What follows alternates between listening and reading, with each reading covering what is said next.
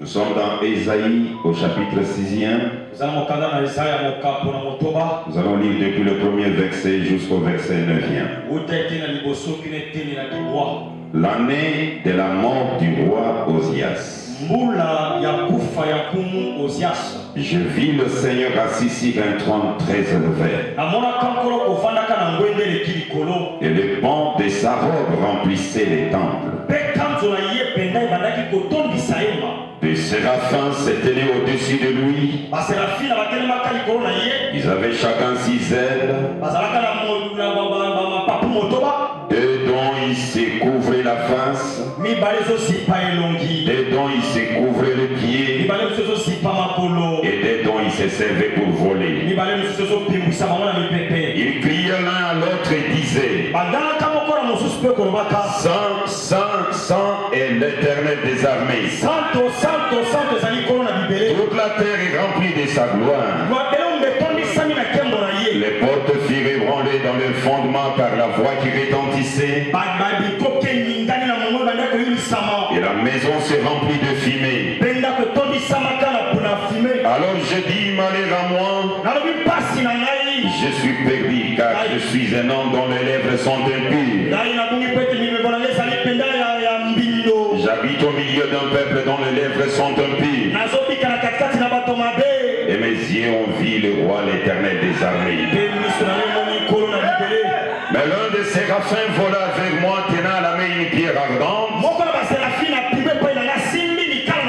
qu'il avait prise sur l'autel avec de pincettes.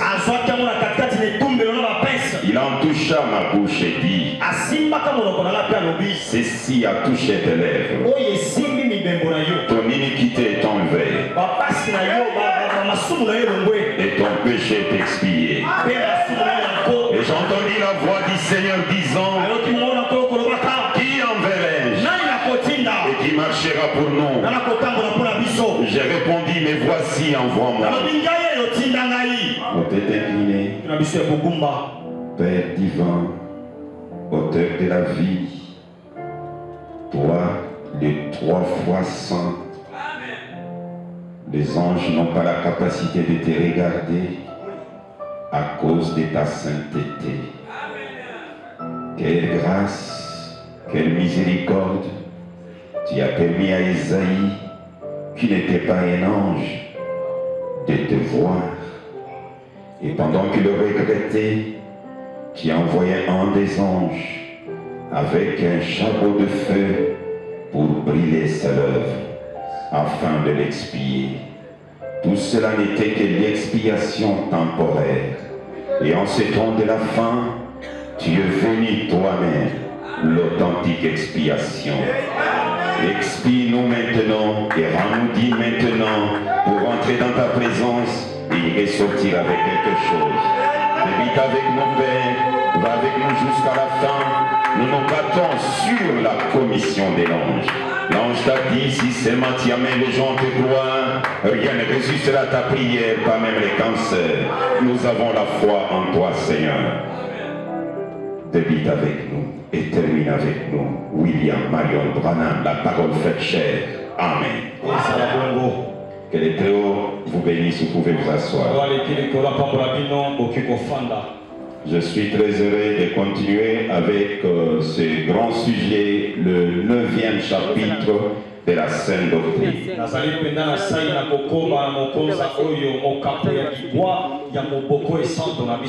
Quand j'essayais un peu de parcourir le chapitre de notre doctrine, j'ai jeté un coup d'œil sur le chapitre 8e. J'ai senti que si il arrivait que je termine ça aujourd'hui, le dimanche, je pourrais parler du chapitre 8.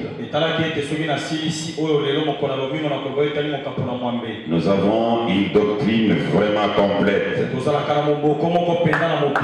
qui renferme beaucoup et alors beaucoup de bonnes choses là-dedans. Et le 9e chapitre dit ceci. Le dimanche, nous avons pris la dernière partie. Maintenant, je vais prendre la première partie. La doctrine, le 9e chapitre dit ceci. La mission évangélique Branham Église, la mission évangélique mondiale Branham Église, mission évangélique mondiale Branham Église, croit à la pureté et à la sainteté, à l'ordre et la discipline établie par le grand maître Branham.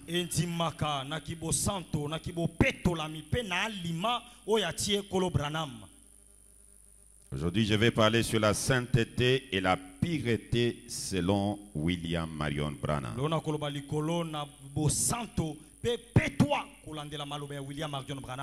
C'est vrai, tout homme a besoin de la sainteté et aime la sainteté.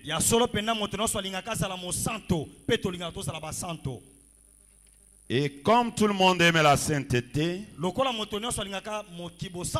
et les gens se fabriquent la sainteté, ce que lui aime, ce que lui croit comme la sainteté, c'est ce qu'il impose à tout le monde, que c'est cela la sainteté.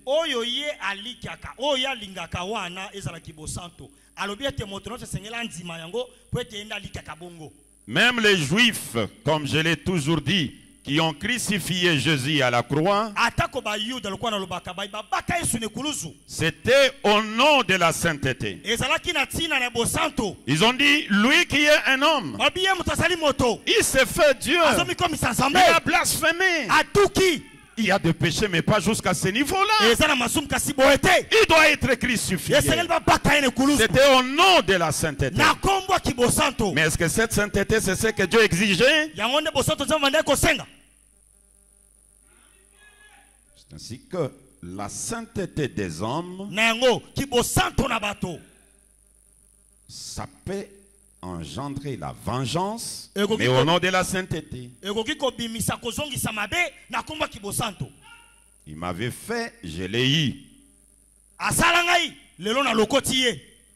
Ce n'est pas ça la sainteté que Branham exige. Il m'avait blessé, je vais les blesser aussi.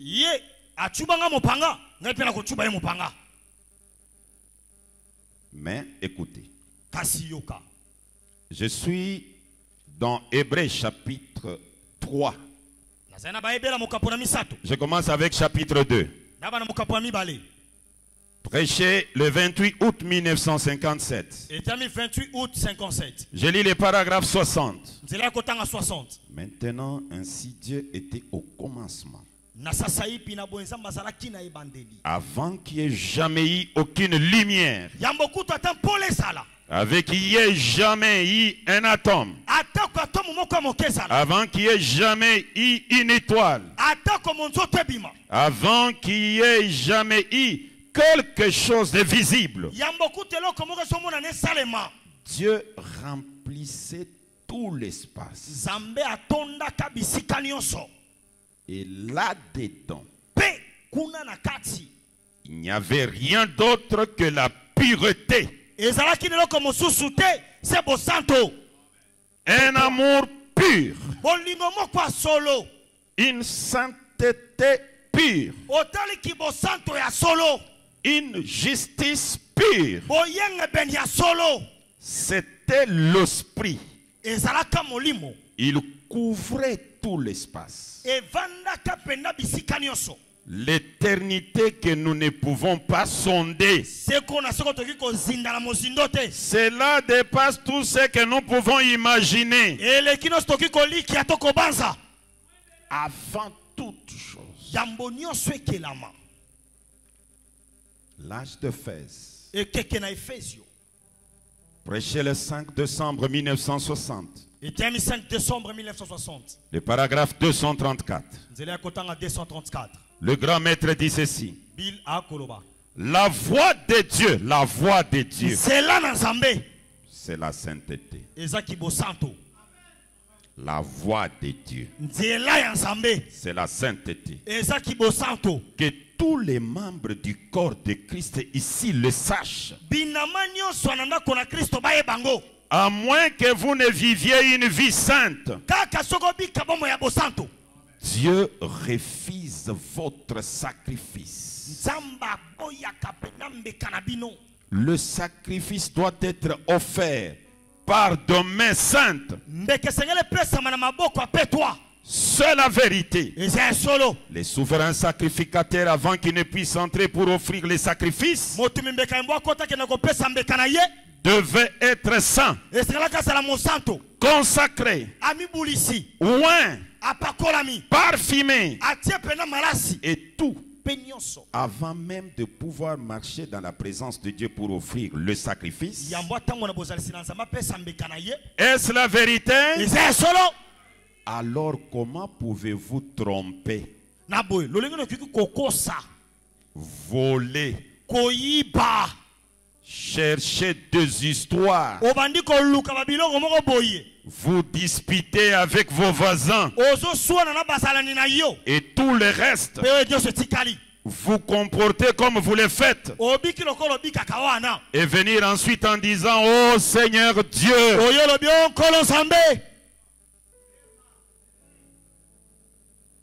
c'est Bill qui pose cette question.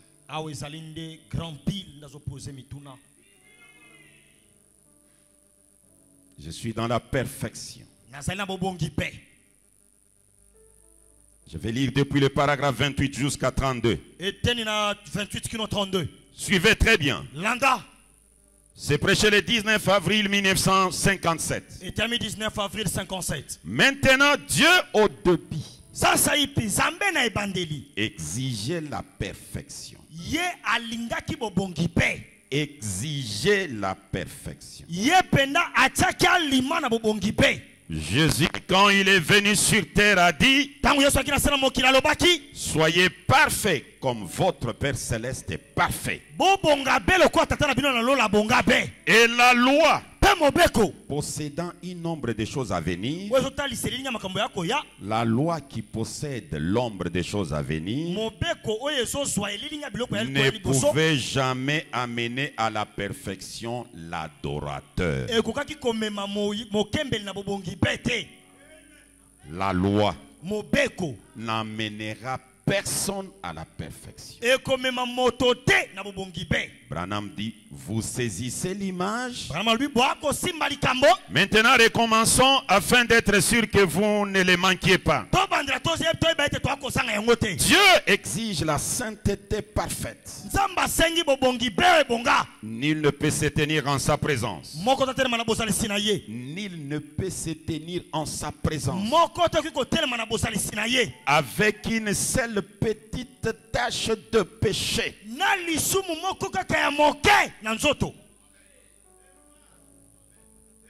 Petite tache de péché.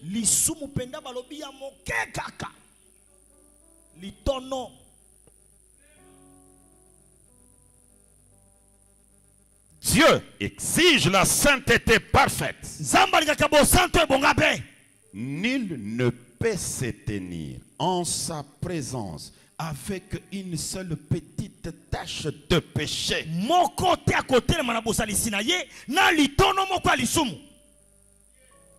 C'est fort. Jésus a témoigné de la même chose, disant: soyez parfaits comme Dieu au ciel est parfait. Et la Bible dit que la loi ne pouvait jamais, avec ses sacrifices, amener à la perfection celui qui les rendait.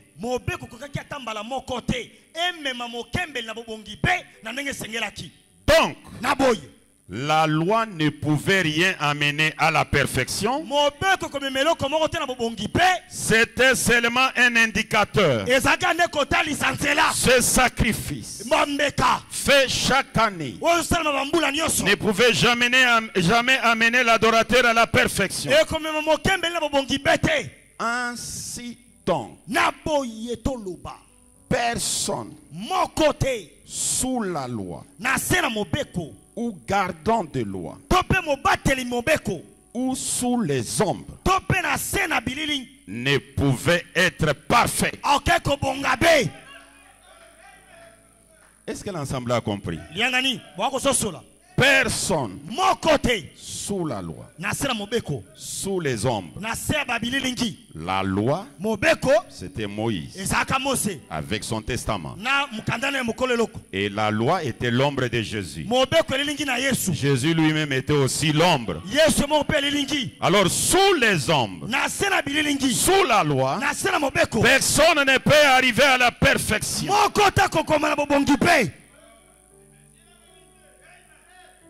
Et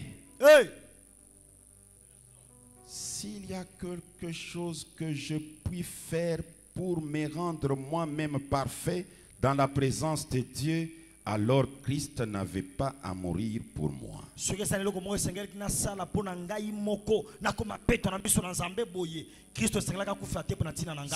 a une seule chose que vous puissiez faire qui mériterait quelque chose dans la présence de Dieu, alors Christ est mort en vain.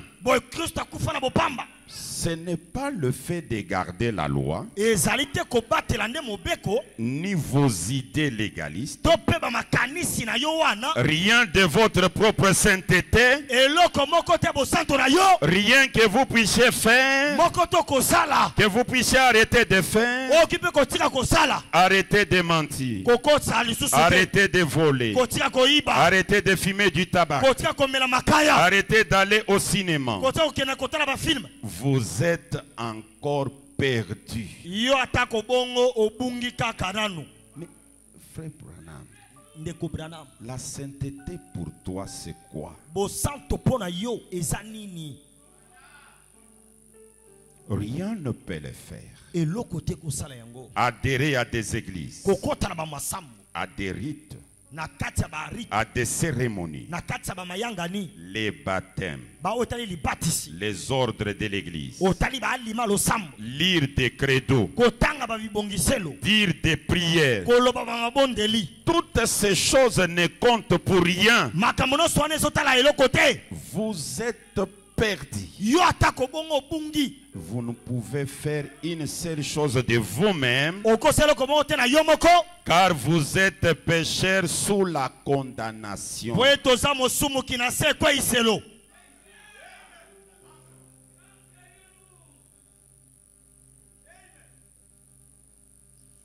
Je ne sais pas. Maintenant, frère Branham, si ça devient comme ça, la sainteté, selon toi,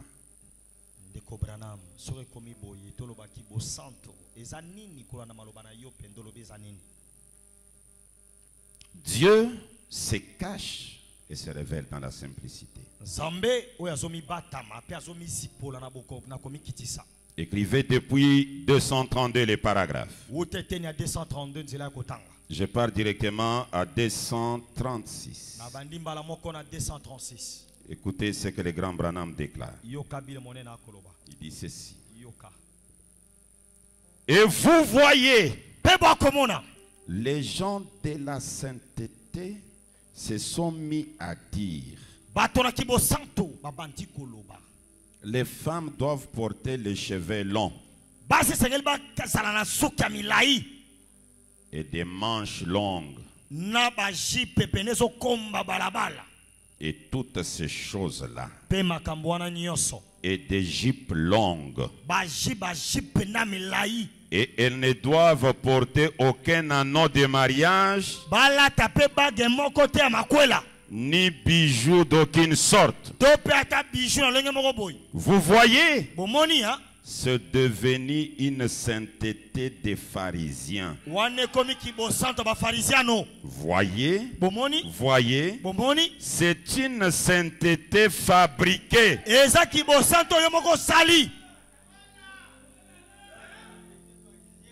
Donc il y a une sainteté, on l'appelle réellement sainteté, mais elle est fabriquée. Il y a une pureté, bien sûr on l'appelle la pureté, mais elle est fabriquée. Mais nous avons besoin de ce que Branham lui dit.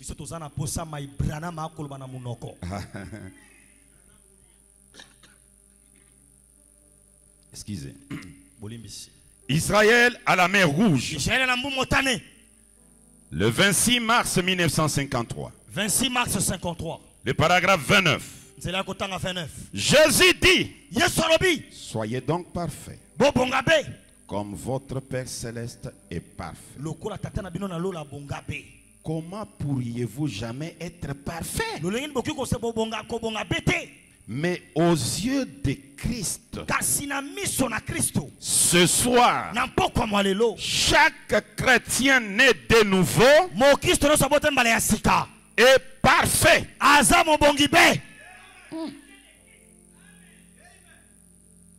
Je suis tout aussi parfait en Dieu que Christ l'était. Et vous l'êtes. Vous aussi. De même que chaque croyant. Car ce n'est pas ma sainteté, c'est sa sainteté. Dieu ne peut pas accepter la mienne. Je n'en ai pas. Mais je viens à Christ par la foi. Et par Christ je suis en lui. Et parfait aux yeux de Dieu. Comment ça, frère Branham?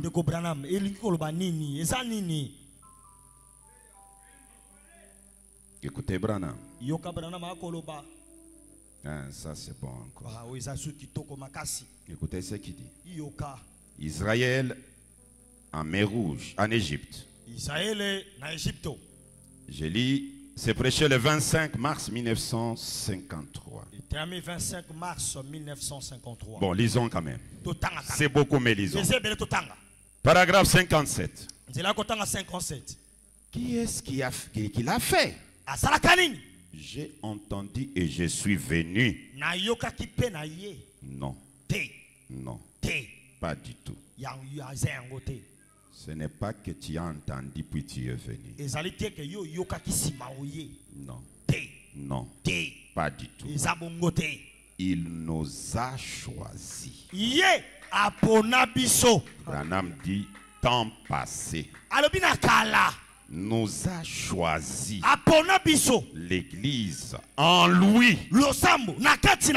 Il y a combien de temps? Paul. La semaine passée ou bien quand? Avant la fondation du monde. Maintenant, vous pouvez être dans les... Voyez-vous? Il fit quoi? Il nous a choisis en lui, Christ. Avant la fondation du monde. J'aurais aimé que nous ayons un moment pour aller dans Job et voir là où il est dit. Où étais-tu quand j'ai fondé la terre? Avant que je pose les fondations du monde. Dis-le. Sur quoi ces bases sont-elles appuyées? Où étais-tu alors que les étoiles du matin éclataient en chant d'allégresse? Et que les fils de Dieu poussaient des cris de joie? Il a dit à Job, sans terrain, sans terrain, comme un vaillant homme, je vais te parler. Maintenant Paul dit, il nous a choisis en lui, l'église, avant la fondation du monde. Maintenant regardez, pour que nous soyons saints, pas notre propre sainteté. Bien, dites-vous, croyez-vous dans la sainteté, frère Branham? Parce que ça, c'est une question que tout le monde peut se poser. Avec toutes ces citations que j'ai lues, vous allez vous poser la question, mais finalement, est-ce que Pasteur Ben croit à la sainteté?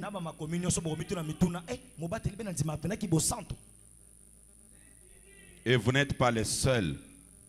On lui a demandé cela. Donc, Frère Branham a saisi votre pensée. Il nous a élus afin que nous soyons saints. Et Branham dit, pas notre sainteté, notre propre sainteté. Bien, dites-vous. Croyez-vous dans la sainteté, Frère Branham? Bien sûr. Pas la mienne. La sienne. Ma sainteté n'est rien. La sienne est parfaite. Bien, vous dites alors, croyez-vous qu'il soit permis de boire? Comme ce n'est pas ta sainteté. Et que c'est la sainteté de Dieu. Croyez-vous qu'il soit permis de boire? Branham répond, non, je n'ai jamais dit cela. Regardez un grain de bleu ne peut produire que du blé. Il ne peut pas produire des chardons. Il n'y a pas de désir en lui. Il n'y a pas de vie en lui pour produire des chardons. Frère Branham, est-ce que vous les comprenez? C'est l'enseignement des hommes mûrs. Il continue. C'est lui qui aime le monde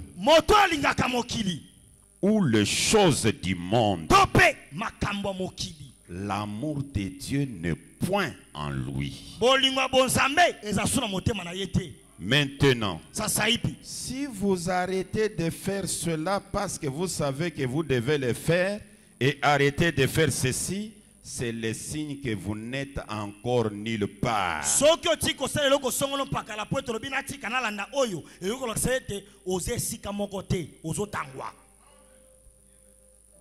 Branham est l'orateur principal et l'unique en son genre.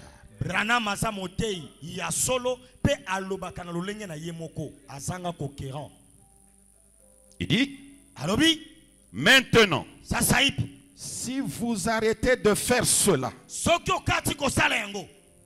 de voler, de boire, parce que vous savez que vous devez le faire, et arrêtez de faire ceci, c'est le signe que vous n'êtes encore nulle part. Mais lorsque cette chose meurt en vous et que sa nature est partie,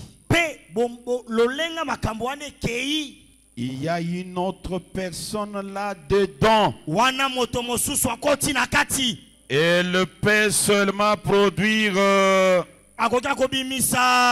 Saint-Esprit qui était en Christ en vous produit une vie comme Christ. Ce n'est pas ce que vous faites. C'est ce qu'il fait. Il a choisi cela avant la fondation du monde. Quelqu'un me dit, bien, je suis sauvé parce que j'ai arrêté de fumer. Ce n'est pas pour cela que j'ai été sauvé. Ce n'est pas pour cela que vous avez été sauvés. Vous êtes sauvés parce que Dieu vous a choisi avant la fondation du monde pour être sauvés. Et c'est l'enseignement de l'Écriture. Amen.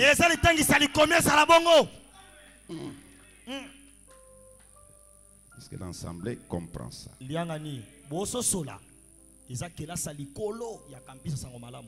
Hébreux chapitre 7, deuxième partie. Là, c'est la sainteté selon William Branham. Ce n'est pas... Bon, je me réserve de faire des commentaires. Maintenant, paragraphe 333. On peut aller jusqu'à même à 338. Maintenant, vous commettez des fautes, mais vous ne les faites pas volontairement. Voyez-vous, vous êtes pris dans un piège. Et tout piège dans lequel vous êtes pris, ou de faire quelque chose que vous n'avez pas l'intention de faire, ce n'est pas encore le péché.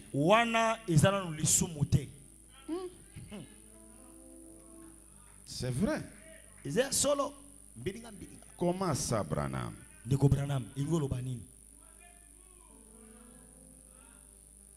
Ah, il est l'orateur principal. Et tout piège dans lequel vous êtes pris, ou de faire quelque chose que vous n'avez pas l'intention de faire, ce n'est pas encore le péché. Vous vous repentirez à l'instant où vous réaliserez que vous avez tort.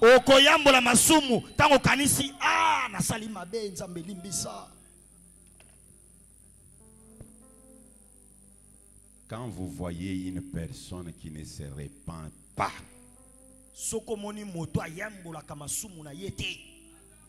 petit frère de Caïn, il est de la généalogie de Nimérode. Il peut être le cousin de Judas Iscariote.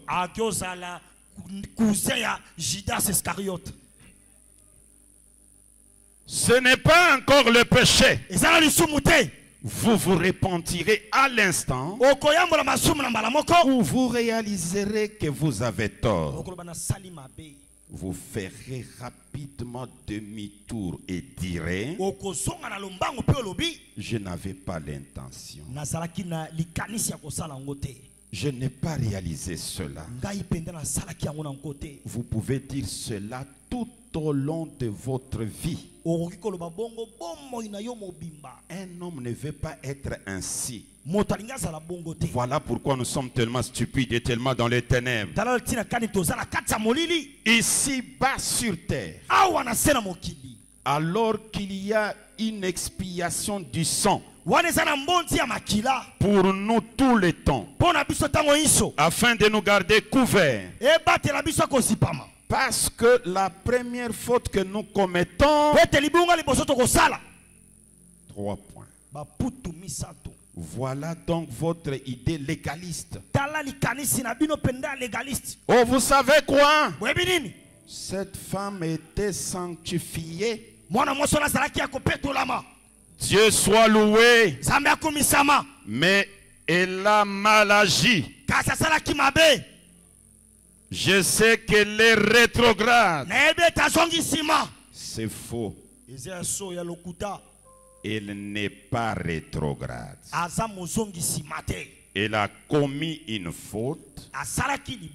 Et si elle l'a fait volontairement, alors c'est alors c'est qu'elle n'était pas juste pour commencer. Donc dans la sainteté de Branham, la volonté de la personne pèse la volonté d'abord. Non. Compte. Quand la personne a la volonté de faire le mal, un péché volontaire,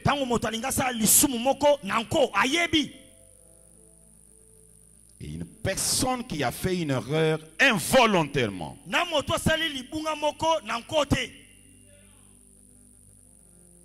et Branham dit, voilà, vous avez suivi.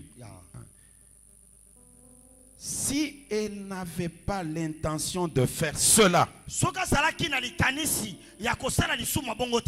et qu'elle se présente devant la Sainte Église de Dieu,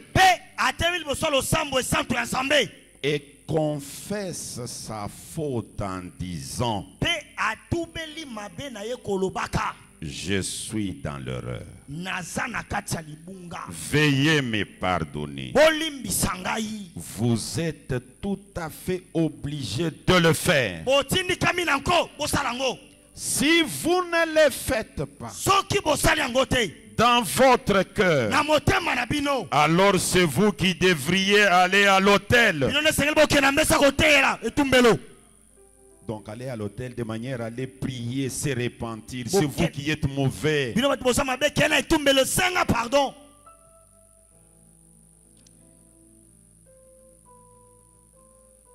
J'aime que l'interprétation est bien.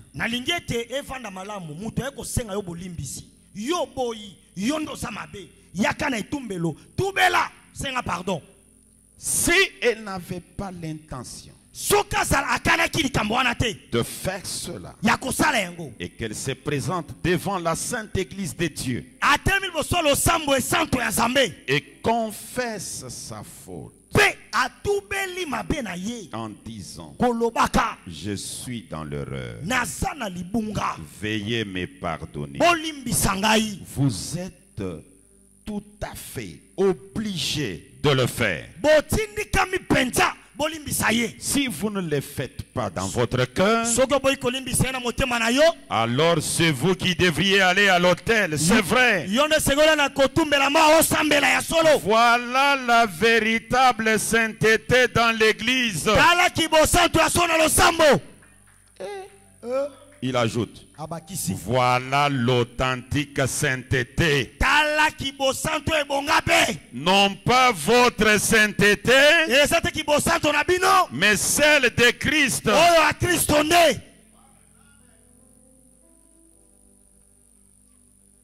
Dans des églises, les gens ne se répandent plus.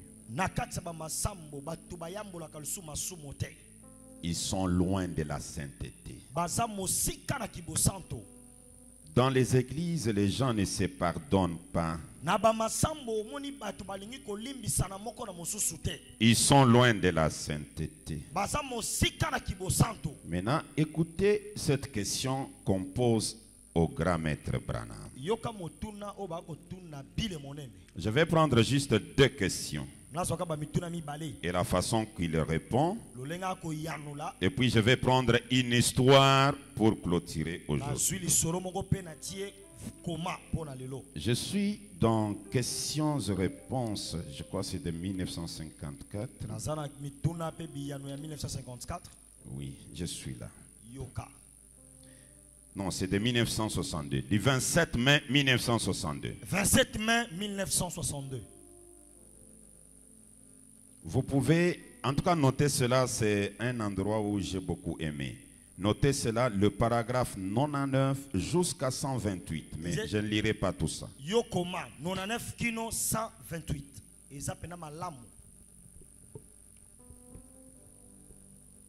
Question-réponse du 27 mai 1962. 27 mai 62. La question 172e, 172. Motuna ya 172. Écoutez la question. Yoka motuna. J'ai vécu beaucoup d'années dans le péché. Nabika bambule bele na lisumu. jusqu'au moment où j'ai trouvé le Seigneur. S'il vous plaît, frère Branham, j'ai encore péché. Et je ne suis pas digne de venir devant vous en ces lieux saints.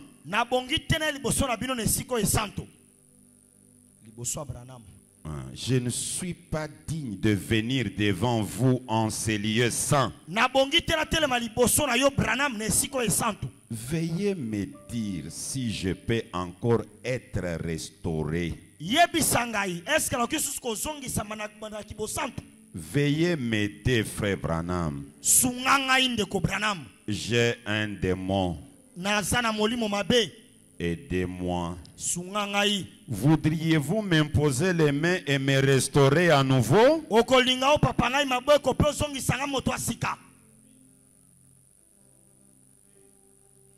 J'ai vécu longtemps dans le péché, mais Dieu m'a fait grâce, j'ai croisé le Seigneur. Mais moi qui venais de croiser le Seigneur, je viens encore de pécher. Je n'ai même pas le courage, la capacité de venir dans ta présence, dans ces lieux saints.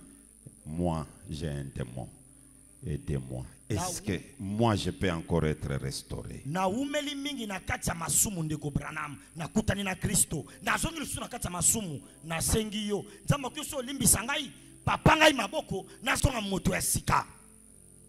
Écoutez, Branham. Laissez-moi juste relire cela pour vous. Je vécu beaucoup d'années dans le péché avant de rencontrer le Seigneur. S'il vous plaît, frère Branham, j'ai encore péché. Et je ne suis pas digne de venir devant vous en ces lieux saints. Veuillez me dire si je peux encore être complètement restauré. La première réponse. Oui. Et il commence. Étant en Dieu, vous n'avez pas péché. Mon ami, vous n'avez pas péché au point de ne pouvoir être restauré. C'est-à-dire ton péché là, ce n'est pas un péché qui peut empêcher Dieu de vous restaurer. Si vous aviez péché au point de ne pouvoir être restauré, vous n'auriez pas désiré être restauré. Voilà, c'est bien. Donc, les désirs là, de commencer à dire, est-ce que c'est moi? Moi, je pouvais faire ça. Seigneur, est-ce que j'ai encore la possibilité d'être appelé ton enfant? Branham dit, quand cela se passe en vous, c'est-à-dire vous n'avez pas péché au point d'être perdu. Il dit ceci. Si vous aviez péché au point de ne pouvoir être restauré, vous n'auriez pas désiré être restauré. Voyez, mettons qu'il y a quelque chose qui traite avec votre cœur, vous êtes toujours dans la restauration. Vous êtes toujours dans la restauration.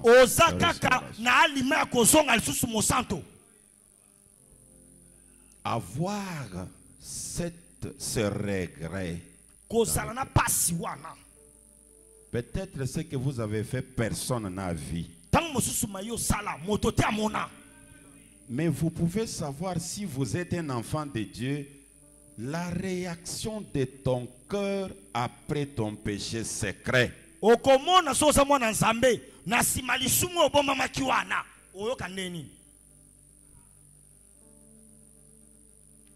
Vous dites, Ça ne me dit absolument rien. Je saute beaucoup de paragraphes, je prends 104.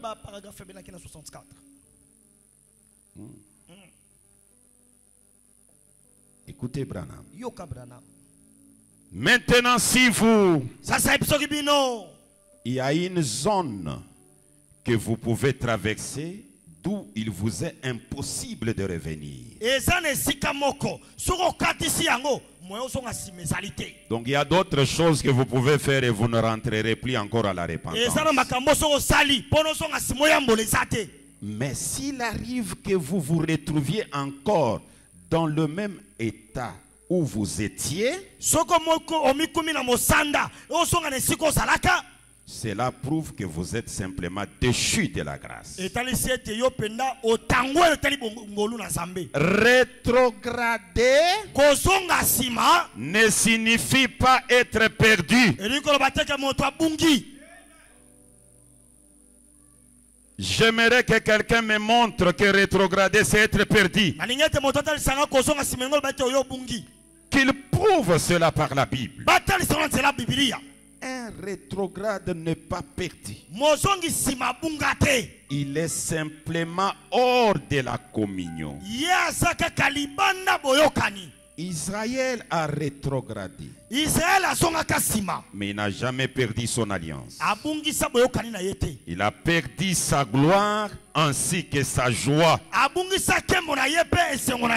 David perdit la joie de son salut quand il prit Bathsheba, la femme d'Uri. Mais il ne perdit jamais son salut. Il n'a jamais dit rends-moi mon salut. Il a dit rends-moi la joie de mon salut.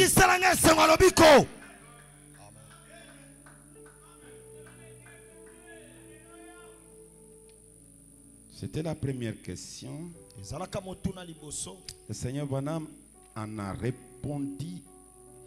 C'est parti, c'est parti. Je peux prendre 126 et 127. Je quitte cette question, je prends une autre. Eh bien, madame, posez simplement vos mains sur lui par la foi et dites: Seigneur, je crois cela. Et vous y arriverez. C'est juste. Confessez vos péchés. Vous voyez, c'est lui qui cache ses transgressions ne prospère point. C'est lui qui couvre ce péché. Mais c'est lui qui les avoue. C'est là que vous obtenez la liberté et la justification. Lorsque vous êtes disposé à dire: j'ai péché, j'ai tort, c'est ce que vous avez évoqué ici en disant: je suis tombé, j'ai péché, j'ai tout à fait tort. Y a-t-il une possibilité que je sois restauré? Absolument. Dès que vous désirez cela, dès que vous désirez que Dieu vous pardonne, ça montre que Dieu vous a jeté la corde de sauvetage pour vous tirer.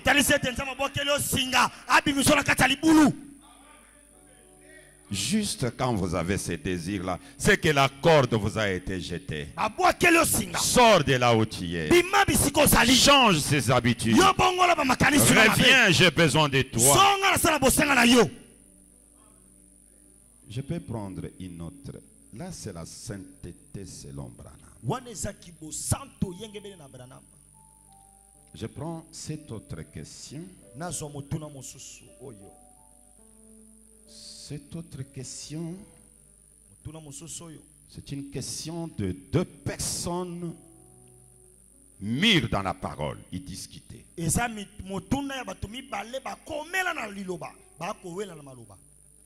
Branham ne nous dit pas les noms de ces gens-là. Mais il entre, il commence à commenter et à donner ce qu'il veut dire. Vous le trouverez dans l'imitation du christianisme. Prêché le 20 janvier 1957.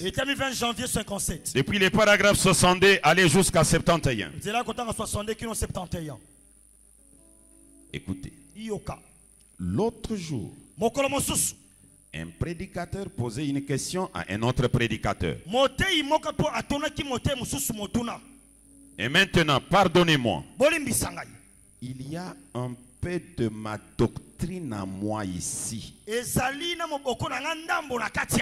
Donc dans cette question que je vais dire, Branham dit pardonnez-moi, il y a un peu de ma doctrine là-dedans. Donc l'autre jour, un homme posait une question à un autre.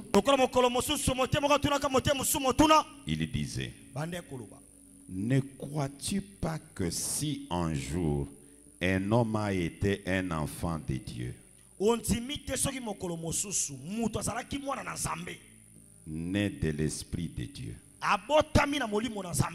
lavé dans le sang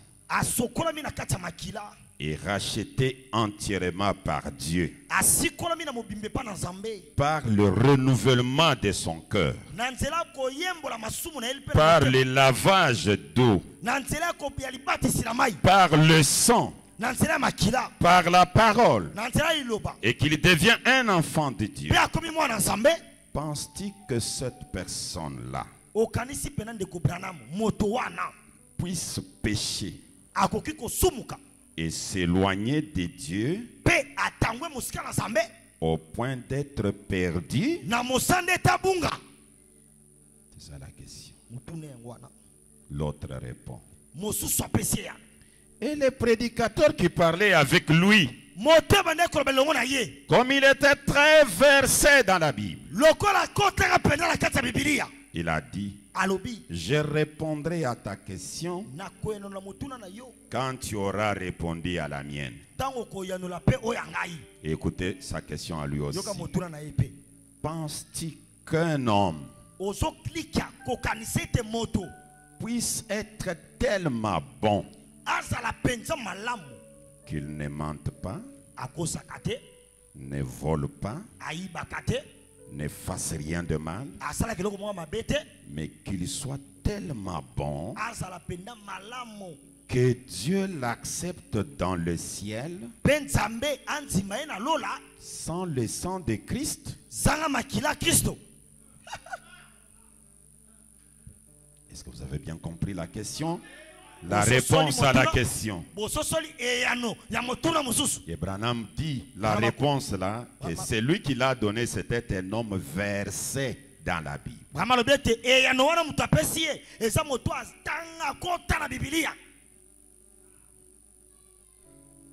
Penses-tu qu'un homme puisse être tellement bon?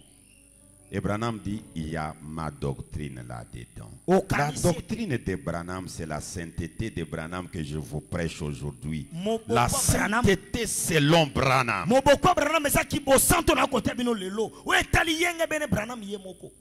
Penses-tu qu'un homme puisse être tellement bon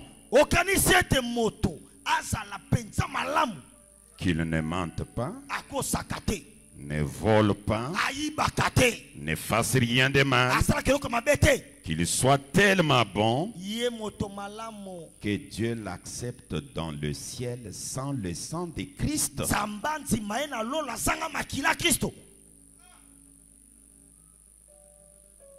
L'autre répond directement, non, bien sûr que non. Sans le sang de Christ, c'est une sainteté fabriquée. Et alors je donne l'exemple maintenant. Je vais d'abord lire. Vous ne pourriez pas aller au ciel sans le sang du Seigneur Jésus. Je pense que quand nous lisons le sang du Seigneur Jésus, je suis en train de parler au grand peuple.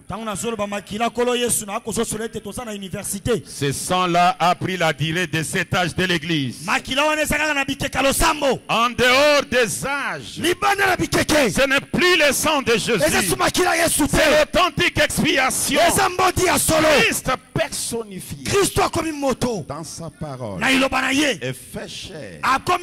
L'essence c'est une personne. L'essence c'est un homme. Et c'est William Marion Branham. Alléluia. Écoutez.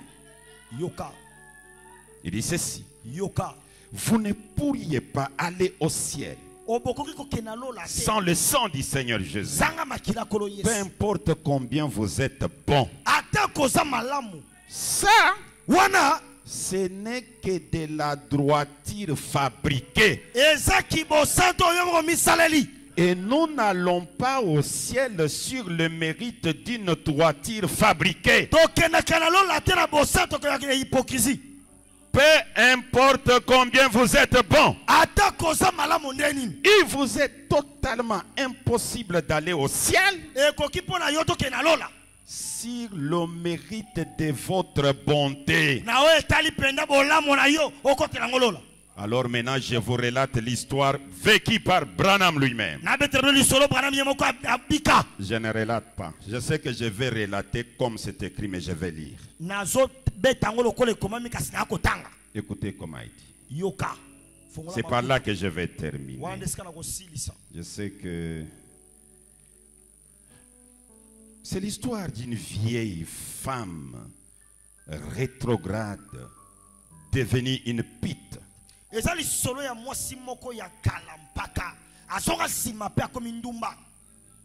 vieille femme de plus de 60 ans.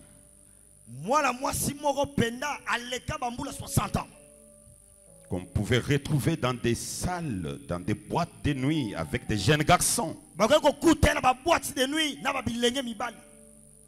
Et Branham l'a trouvée. Je peux lire l'histoire. Elle est longue, mais elle va nous aider. C'est à peu près 4 pages. Je peux lire même quelques paragraphes seulement et d'autres je peux relater. Mais je sais que vous pouvez aller relire. Hébreux chapitre 5 et 6. Première partie. Prêché le 8 septembre 1957 matin. Vous allez prendre depuis les paragraphes 176, 176 jusqu'au paragraphe 201. Écoutez, nous mangeons dans un petit restaurant de croyants Dakar.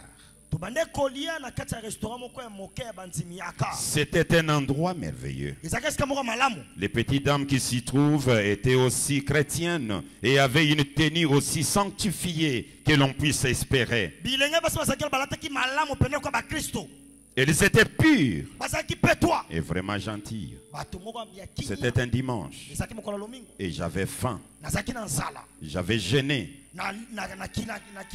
et désiré traverser la rue pour trouver un endroit, un petit endroit, juste un endroit bien habituel et ordinaire, bien américain, où on pouvait manger. C'était un local pas comme l'ordinaire. Un café-restaurant ouvert toute la nuit. Lorsque je suis entré, ce dimanche, il était environ 2 heures de l'après-midi. Avant que j'aille prêcher cet après-midi-là, j'étais pris à tel point que je ne savais pas. Je ne savais que faire. Je suis entré et la première chose que j'ai remarqué, c'était une jeune fille âgée d'environ 16 à 18 ans. Un cher enfant de papa et un cher enfant de maman. debout dans le fond, avec un garçon, les mains autour de sa hanche. Un groupe d'adolescents s'est trouvé auprès du comptoir. J'ai entendu le bruit d'un appareil à sous. Puis l'appareil d'argent, le jet d'argent qu'on a interdit, mais il a entendu ça. Oui. J'ai remarqué de ce côté-ci et j'ai vu un policier, le bras autour d'une femme, qui la prenait ainsi par la taille et jouait à cet appareil dessous.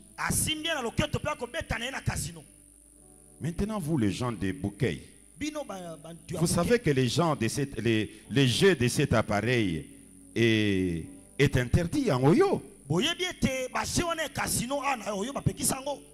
Maintenant, regardez. J'ai tourné le regard de ce côté-là. J'ai vu une dame assise par ici. Une vieille dame de 70 ans.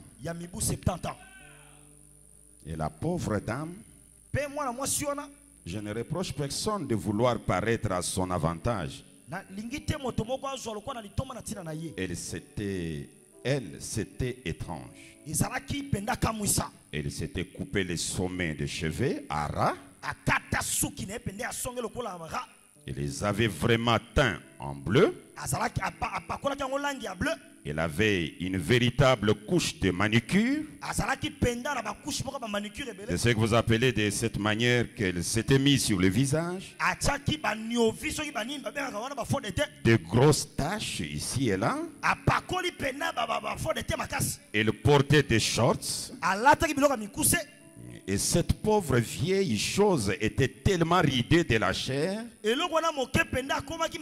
Cette maman-là, elle était vraiment ridée de la chair. La chair molle pendait littéralement ainsi sur ses jambes. Et elle était ivre.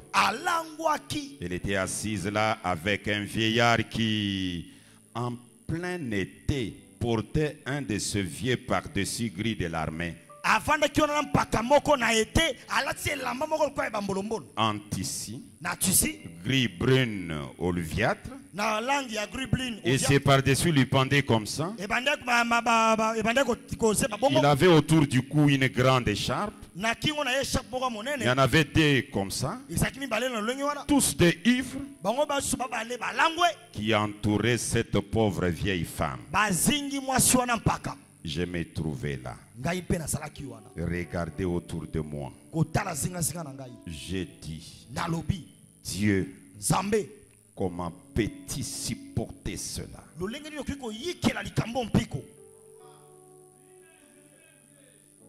Comment considères-tu une chose pareille? Quand cela me donne à moi, pécheur sauvé par grâce, de telles pensées.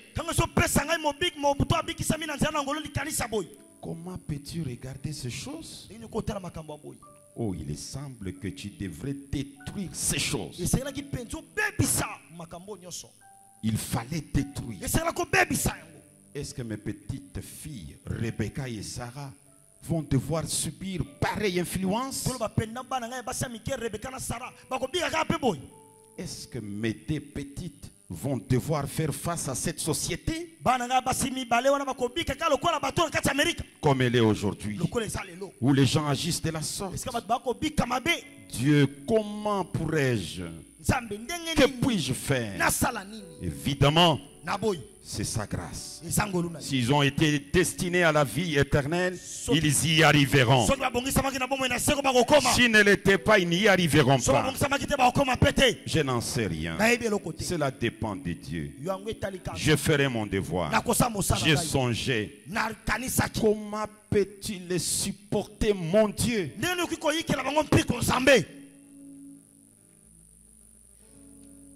Non.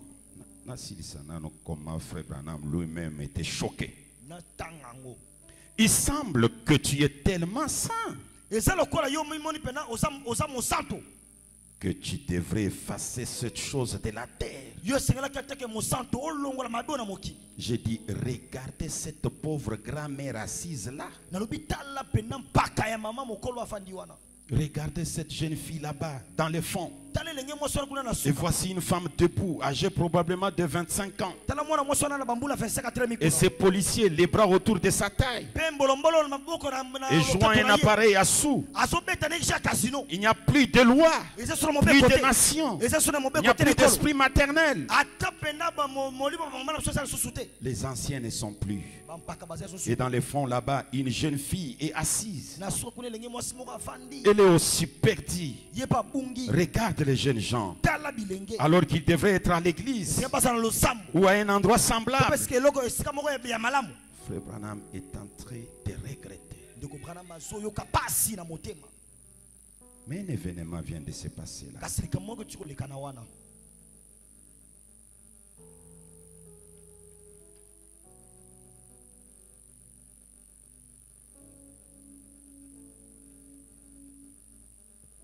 186. Nous sommes arrivés à un endroit où je ne peux pas couper, même si il faut couper pour l'air, vous devez supporter, d'accord?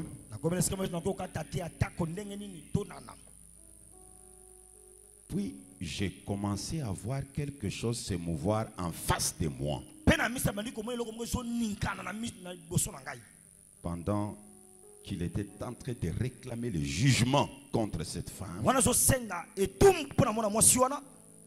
j'ai vu quelque chose commencer à bouger devant moi. Cela ressemblait à un petit tourbillon qui tournait ainsi. J'ai continué à l'observer. Et j'ai vu la terre qui tournait sans arrêt. Je l'observais. J'ai vu comme si on pulvérisait quelque chose. Je regardais. C'était un jet de sang rouge et cramoisi.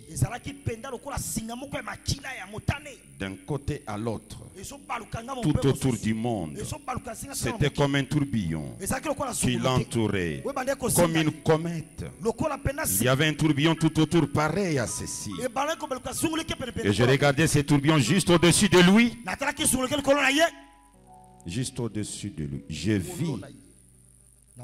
Je vis Jésus dans la vision. Il regardait en bas. Et je vois moi-même debout ici sur terre, en train de faire des choses que je ne devrais pas faire.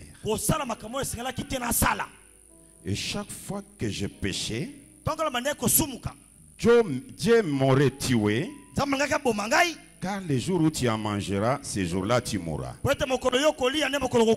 Et la sainteté et la justice de Dieu exigent. Et vous devriez mourir. William Branham dit, je me suis vu, moi, faire des choses que je ne pouvais jamais faire.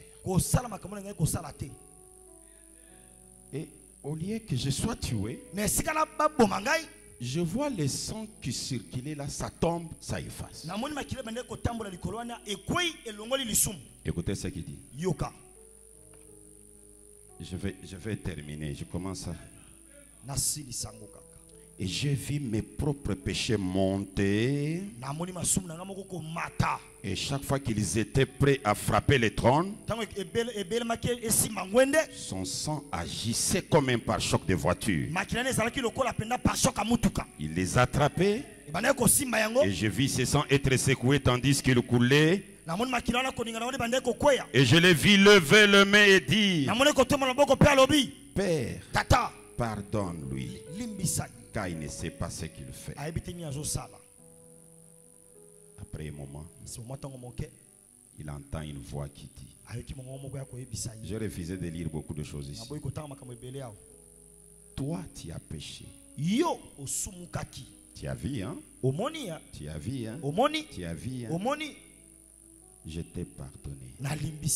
Mais pourquoi tu ne pardonnes pas cette femme? Là, c'est dans les trucs là. Branham regarde la femme, la vieille, elle ne savait pas ce qui s'est passé.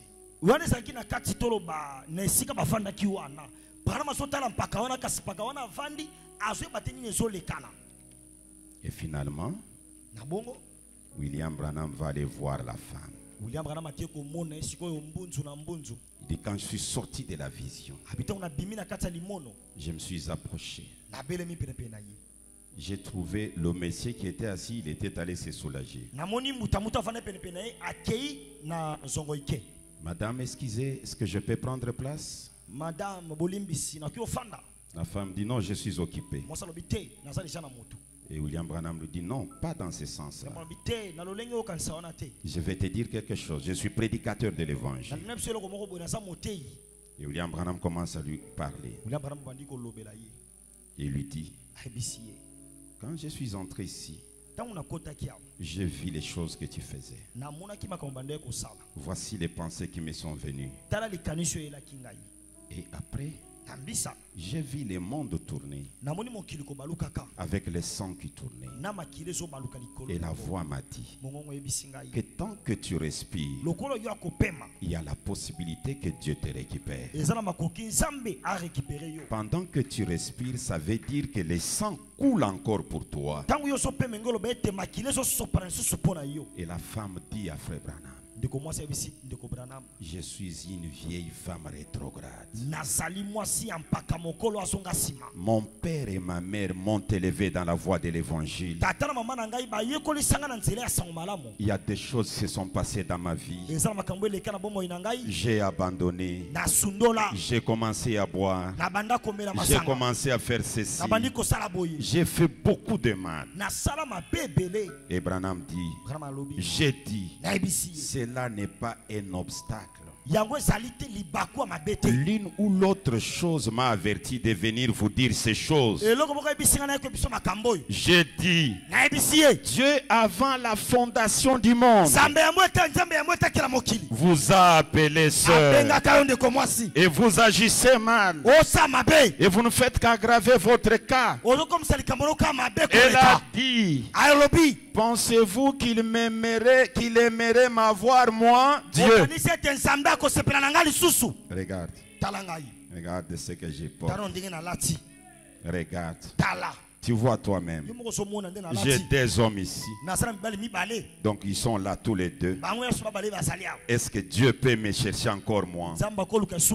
J'ai dit certainement qu'il voudra vous avoir.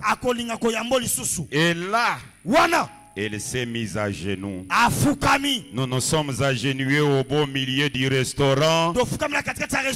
Et nous avons eu une réunion de prière à l'ancienne mode. Là, c'est la sainteté selon Branham. Tant que vous respirez, il y a une possibilité. Peu importe ce que vous avez fait, reviens seulement. Dites dans votre cœur, Père, je n'allais pas faire ça, mais je l'ai fait. Pardonne-moi. Je vous assure, c'est la sainteté selon Branham. Reconnaissez vos erreurs. Ne soyez pas Balaam. Qui ses yeux voyaient que les erreurs des autres. Il a fait. Il a fait. Il a fait. Il a fait. Voyez vos propres erreurs. Et regrettez. Revenez seulement. Ce n'est pas tard. Parce que vous êtes encore en vie. Le sang de l'authentique expiation coule pour vous. William Branham est présent pour vous. Le croyez-vous de tout votre cœur? Que le Très-Haut vous bénisse. Que le Très-Haut vous bénisse.